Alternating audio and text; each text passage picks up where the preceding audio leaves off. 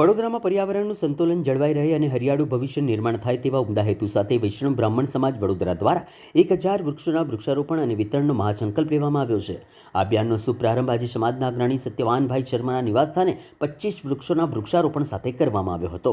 આ પ્રસંગે સમાજના આગેવાન ગોપીચંદ શર્મા, અશોકભાઈ શર્મા, મહિલા પાંખના મુન્નીબેન શર્મા, સુદેશબેન શર્મા તેમજ સમાજના બાળકો અને અન્ય આગેવાનો ઉત્સાહભેર ઉપસ્થિત રહ્યા હતા। સૌએ વૃક્ષોનું મહત્વ સમજાવી પર્યાવરણ સંરક્ષણ માટે વધુમાં વધુ વૃક્ષો વાવવા અને તેનું જતન કરવાની પ્રતિબદ્ધતા વ્યક્ત કરી હતી।